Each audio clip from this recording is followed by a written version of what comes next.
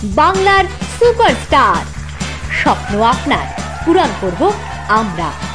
নমস্কার, আপনারা দেখছেন ড্রিমস এন্টারটেইনমেন্ট নিবেদিত, শামসের মল্লিক পরিচালিত এবং রাজু চৌধুরী প্রযোজিত বাংলার superstar, co sponsor by Brinda fresh food. স্বপ্ন আপনার, পূরণ করব আমরা। আর আজকের প্রথম আবৃত্তির শিল্পী বন্ধুকে তাহলে দেখে নি, তন্নিষ্ঠা দাস। নমস্কার, আমি তন্নিষ্ঠা দাস। আমার আজকের নিবেদন কেউ কথা রাখেনি, সুনীল গঙ্গোপাধ্যায়। কেউ কথা রাখেনি, ৩৩ বছর কাটল, কেউ কথা রাখেনি। ছেলেবেলায় এক বৈষ্ণবী তার আগমনী গান হঠাৎ থামিয়ে বলেছিল শুক্লা দ্বাদশীর দিন অন্তরাটুকু শুনিয়ে যাবে। তারপর কত চন্দ্রভোগা অমাবস্যা এসে চলে গেল, কিন্তু সেই বৈষ্ণবী আর এলো না। ২৫ বছর প্রতীক্ষায় আছি। মামাবাড়ির মাঝি নাদের আলী বলেছিল, বড় হও দাদা ঠাকুর, তোমাকে আমি ৩ প্রহরের বিল দেখাতে নিয়ে যাব। সেখানে পদ্মফুলের মাথায় সাপ আর ভ্রমর খেলা করে। নাদের আলী, আমি আর কত বড় হব? আমার মাথা এই ঘরের ছাদ ফুঁড়ে আকাশ স্পর্শ করলে তারপর তুমি আমায় ৩ প্রহরের বিল দেখাবে? একটাও রয়্যাল গুলি কিনতে পারিনি কখনো। লাঠি লজেন্স দেখিয়ে দেখিয়ে চুষেছে লস্কর বাড়ির ছেলেরা। ভিখারির মতো চৌধুরীদের গেটে দাঁড়িয়ে দেখেছি ভিতরের রাস উৎসব। অবিরল রঙের ধারার মধ্যে সুবর্ণ কঙ্কন পরা ফর্সা রমণীরা কত রকম আমোদে হেসেছে। আমার দিকে তারা ফিরেও চায়নি। বাবা আমার কাঁধ ছুঁয়ে বলেছিলেন, দেখিস একদিন আমরাও। বাবা এখন অন্ধ, আমাদের দেখা হয়নি কিছুই। সেই রয়্যালগুলি, সেই লাঠি লজেন্স, সেই রাস উৎসব আমায় কেউ ফিরিয়ে দেবে না।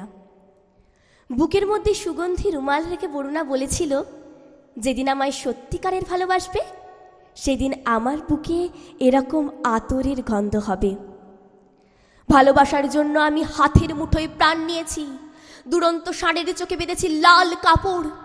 বিশ্ব সংসার তন্ন তন্ন করে খুঁজে এনেছি ১০৮টা নীল পদ্ম। তবু কথা রাখেনি বরুণা। এখন তার বুকে শুধুই মাংসের গন্ধ। এখনো সে যে কোনো নারী। কেউ কথা রাখেনি, ৩৩ বছর কাটল, কেউ কথা রাখে না। নমস্কার। আজকের বাংলা সুপারস্টারের পরবর্তী শিল্পী অরুণাভ দেয়াসী। আমার আজকের নিবেদন কবি সুভাষ মুখোপাধ্যায়ের লেখা কবিতা জননী জন্মভূমি। আমি ভীষণ ভালোবাসতাম আমার মাকে, কখনো মুখ ফুটে বলিনি। টিফিনের পয়সা বাঁচিয়ে কখনো কখনো কিনে আনতাম কমলা লেবু। শুয়ে শুয়ে মার চোখ জলে ভরে উঠত। আমার ভালোবাসার কথা মাকে কখনো আমি মুখ ফুটে বলতে পারিনি। হে দেশ, হে আমার জননী, কেমন করে তোমাকে আমি বলি যে মাটিতে ভর দিয়ে আমি উঠে দাঁড়িয়েছি। আমার ২ হাতের ১০ আঙুলে তার স্মৃতি। আমি যা কিছু স্পর্শ করি সেখানেই হে জননী তুমি আমার হৃদয়ে বিনা তোমারই হাতে বাজে। হে জননী, আমরা ভয় পাইনি। যারা তোমার মাটিতে নিষ্ঠুর থাবা বাড়িয়েছে, আমরা তাদের ঘাড় ধরে সীমান্ত পার করে দেব। আমরা জীবনকে নিজের মতো করে সাজাচ্ছিলাম, আমরা সাজাতেই থাকব। হে জননী, আমরা ভয় পাইনি। যজ্ঞে বিঘ্ন ঘটেছে বলে আমরা বিরক্ত। মুখ বন্ধ করে অক্লান্ত হাতে হে জননী আমরা ভালোবাসার কথা বলে যাব। নমস্কার। সময় হয়েছে ছোট্ট একটি বিজ্ঞাপন বিরতির। বিজ্ঞাপন বিরতির পর আবারও ফিরে আসছি বাংলার সুপারস্টার অনুষ্ঠান নিয়ে।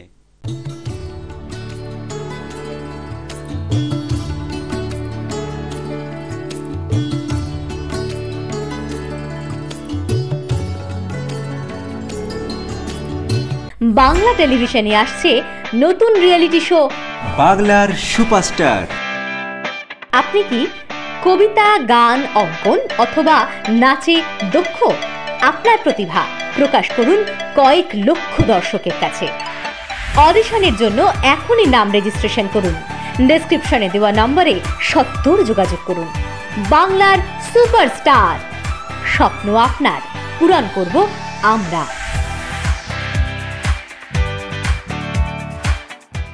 এন্টারটেইনমেন্ট প্রযোজিত, শামশের মল্লিক পরিচালিত এক নতুন মনোগ্রাহী অনুষ্ঠান আড্ডা জংশন। নাচ, গান, আবৃত্তি অথবা অঙ্কন, আপনার প্রতিভাকে তুলে ধরতে আড্ডা জংশন। অনুষ্ঠানে অংশগ্রহণ করতে যোগাযোগ করুন 9830567111 এই নাম্বারে।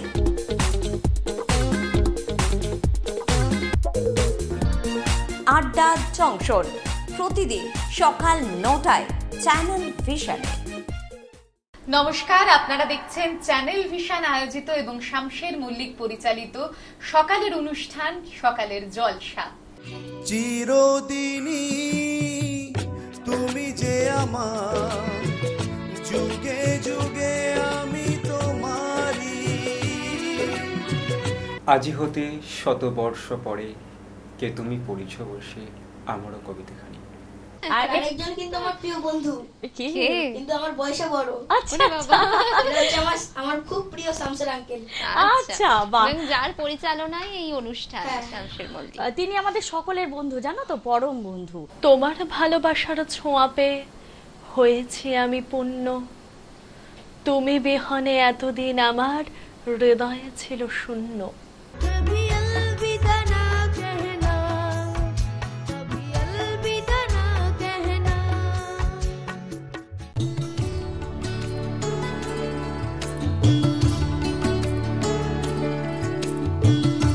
বাংলার সুপারস্টার, স্বপ্ন আপনার, পূরণ করব আমরা। ছোট্ট একটি বিজ্ঞাপন বিরতির পর আবারও ফিরে এলাম বাংলার সুপারস্টার অনুষ্ঠানে। আজকের পরবর্তী আবৃত্তি শিল্পী বন্ধু সৃজন নাথ। নমস্কার, আবৃত্তি করছি কবিতা বীর পুরুষের খোকা, কবি অপূর্ব দত্ত। খোকা বলল, সেই ছড়াটা শোনাও না মা আবার, সেই যেটা খুব প্রিয় ছিল তোমার এবং বাবার। মা বলল, তুই তো দেখি জ্ঞানের বটবৃক্ষ রে, কার লেখা কি নাম ছড়াটার বল তো আগে ঠিক করে। ওই যে গো মা, যে ছেলেটা রাঙা ঘোড়ায় চড়ে মাকে নিয়ে ঘুরত বিদেশ দিকে দিগন্তরে। সন্ধেবেলা সূর্যি ঠাকুর যেই বসল পাটে, হঠাৎ এসে পৌঁছে যেত জোড়া দিঘির মাঠে। মাগো, তুমি বলতে পারো জায়গাটা ঠিক কোথায়? সত্যি কি মা ভয় চলে যায় মরা নদীর সোঁতায়? আচ্ছা ধরো তুমি যাচ্ছ পালকি চেপে একা, পথ ঘাট সব মনীষীহীন, পাখিরও নেই দেখা, গাছের মাথায় ঘন অন্ধকার, দেখা যায় না ভালো। ভাবো হঠাৎ দিঘির পাড়ে দেখতে পেলে আলো, আর তখনই শুনতে পেলে হাঁড়ে রে রে রে, চোখের সামনে 10-12টা ডাকাত এলো তেড়ে। ধরো তুমি সিঁটিয়ে ভয়ে পালকিরি এক কোণে, চুপটি বসে আমার কথা ভাবছ মনে মনে। আমি তখন সেই ছড়াটার বীর পুরুষের মতো তলোয়ারের ঘায়ে ডাকাত মারছি অবিরত। আমার রণমূর্তি দেখে তোমার সে কি কষ্ট, রক্ত লেগে স্কুল ড্রেসটাও একেবারে নষ্ট। ব্যাপারটা কি রোমাঞ্চকর, ভাবা যায় না মোটে। ভাগ্যে যদি এমন সুযোগ একবারটি জোটে, সবাইকে মা দেখিয়ে দেব 100 বছর পরেও রবি ঠাকুর বীর পুরুষ ঠিক আছে তোমার ঘরেও। ওই চা দেখো, বলে ফেললাম কোন ছড়া কার লেখা। দোষ কিছু নেই, সবই তো মা তোমার কাছেই শেখা। নমস্কার। আজকের অনুষ্ঠান জমে উঠেছে। আপনারাও কি বাংলা সুপারস্টারে অংশগ্রহণ করতে চান? তাহলে কি করতে হবে? তাহলে দেরি না করে স্ক্রলে দেওয়া নাম্বারে ফোন করুন আর চলে আসুন আমাদের বাংলার সাথে সুপারস্টারে। তাহলে পরবর্তী আবৃত্তি শিল্পী বন্ধুকে ডেকে নি। হ্যাঁ, ঋদ্ধিষা নন্দী। নমস্কার। আজ আমার নিবেদনে কবি চন্দননাথের লেখা কবিতা অপরাজিতা। জানো মা, আমি না কবিতা লিখেছি, তোমরা পড়বে কি তা? মার কাছে গিয়ে খাতা মেলে ধরে ছোট্ট অপরাজিতা। রাগী চোখ মেলে মাতাকে বলেন, মাথা কি খারাপ হলো? ছাই 5 না লিখে অঙ্কের খাতা খোলো। মুখ ভার করে গুটি গুটি পায় গেল সে বাবার কাছে। কবিতা লিখেছি, ও বাবা তোমার দেখার সময় আছে? মুখটি না তুলে বললেন বাবা, কবিতা লিখেছ বেশ, পড়ব তো বটেই, আগে খবরের কাগজটা করি শেষ। অগত্যা গেল দিদিটির কাছে, ডাকলো সে, দিদি আয় দেখ না কেমন ছবিটা এঁকেছি ছোট্ট এ কবিতায়। দিদির 2 চোখ টিভি পর্দায় ঝলমলে রোশনাই, বলল, কবিতা তুই লিখেছিস? কবিতা না, ওটা ছাই। অপরাজিতার চোখ ছলো ছলো, বুকে কান্নার ঢেউ। তার লেখা এই প্রথম কবিতা দেখল না পড়ে কেউ। একা ঘরে বসে সামনে তাকালো মালাতে সাজানো ছবি। স্নিগ্ধ 2 চোখে রয়েছেন যে সহজ পাঠের কবি। কবিতার খাতা মেলে সে ধরল, ঠোঁট দুটো থরো থরো, বলল, ঠাকুর কেউ না পড়ুক, তুমি এ কবিতা পড়ো। কি জানি কি করে কি যে হয়ে গেল, এ কথার সাথে সাথে রবি ঠাকুরের মালা থেকে ফুল ঝরল সে খাতাটিতে।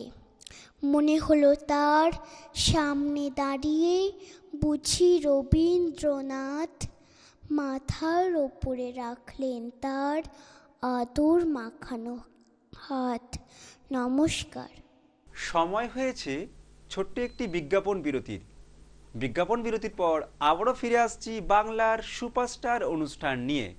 আজিয়ে প্রভাতে রবির কর, কেমনে পশিল প্রাণের পর, কেমনে পশিল গুহার আধারে প্রভাত পাখির গান। যদি তোর ডাক শুনে কেউ না আসে তবে একলা চলো রে, যদি তোর ডাক শুনে কেউ না আসে তবে একলা চলো রে। শীতের হাওয়ায় লাগলো নাচন আমলকির এই ডালে ডালে, পাতাগুলি ছড়িয়ে দিল ঝিরঝিরিয়ে তালে তালে।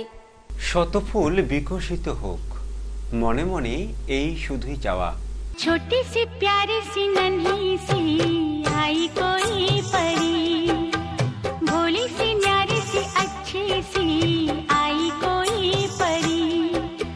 তোমারেই যেন ভালোবাসিয়াছি শতরূপে শতবার, জনমে জনমে যুগে যুগে অনিবার।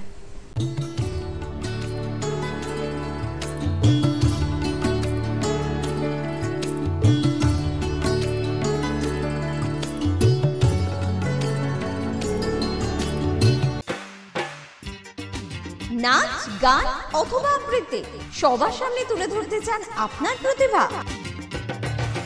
তাহলে আর দেরি কেন? যোগাযোগ করুন আমাদের সাথে। আমরা তুলে ধরব আপনার সৃষ্টি, আপনার প্রতিভা। সকালের জলসা। যোগাযোগ করুন 9830567111 অথবা 7699587887 এই নম্বরে। সকালের জলসা অনুষ্ঠানটি দেখুন সোম থেকে শনি ঠিক সকাল 7টায় শুধুমাত্র চ্যানেল ভিশনে। বাংলার সুপারস্টার, স্বপ্ন আপনার, পূরণ করব আমরা।